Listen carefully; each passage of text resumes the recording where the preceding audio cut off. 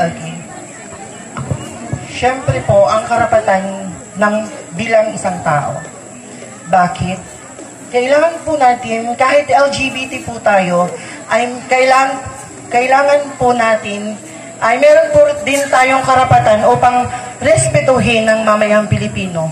Hindi man tayo, sa karamihan, hindi man sila, hindi nila gusto ang bakla dahil sa sitwasyon na ganong salot daw sa lipunan. Pero lahat po tayo ay may karapatan na dapat respetuhin bilang isang tao.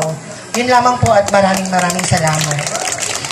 Thank you so much. Candidate number... Pakain ka na, Mama.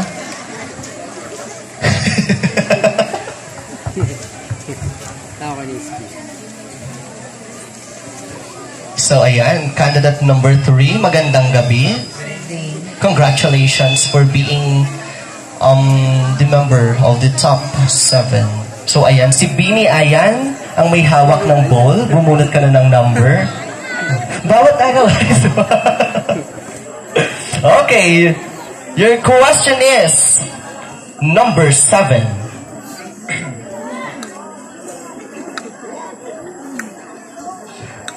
So, your question is, marami ang tumutuligsa sa same-sex relationships. Ano ang iyong mensahe sa mga taong sarado ang isipan sa ganitong uri ng pagmamahalan? Ulitin ko. Marami ang tumutuligsa sa same-sex relationships. Ano ang iyong mensahe sa mga taong sarado ang isipan sa ganitong uri ng pagmamahalan? Thank you. As a LGBTQ community, marami dito ang hindi gusto ng same-sex marriage, especially dito sa Pilipinas, hindi pa to legal.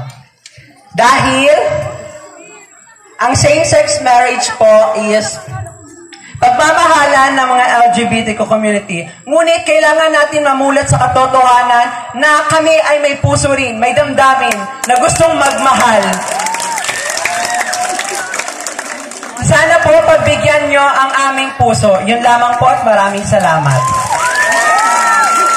Short but precise. Candidate number 3. Next.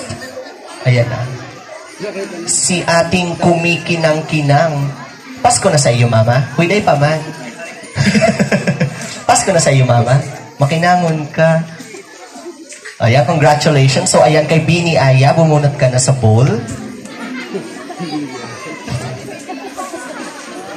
So, your question number is number 6.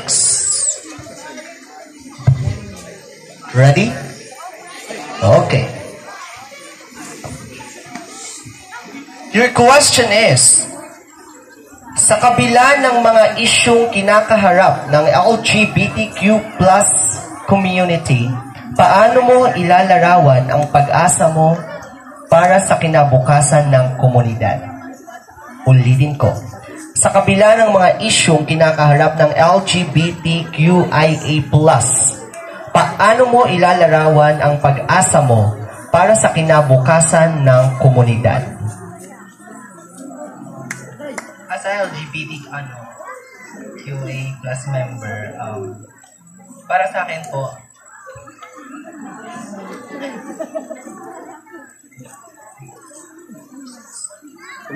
tinasay po dito kung paano ko daw may larawan ang pag-asa mo para sa kinabukasan ng komunidad.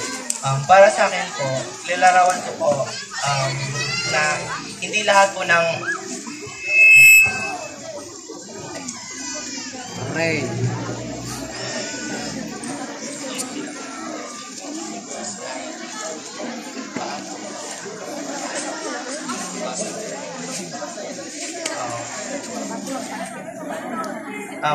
hindi ay bilang LGBT po, hindi lang po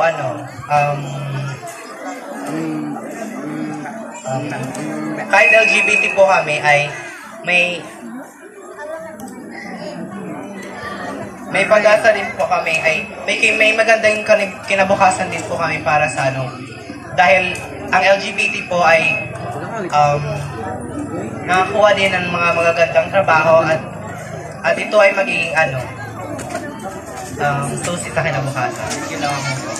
Thank you so much. So again, Bini, Ayan. So, candidate number 11. Ay, ano nung hulat anay?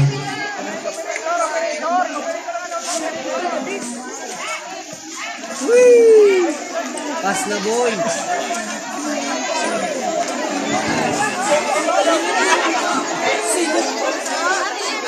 Oy, ang mga bata, didi lang kamo sa gilid ho. Didi anay kamo kay kung magka-barbecue kita.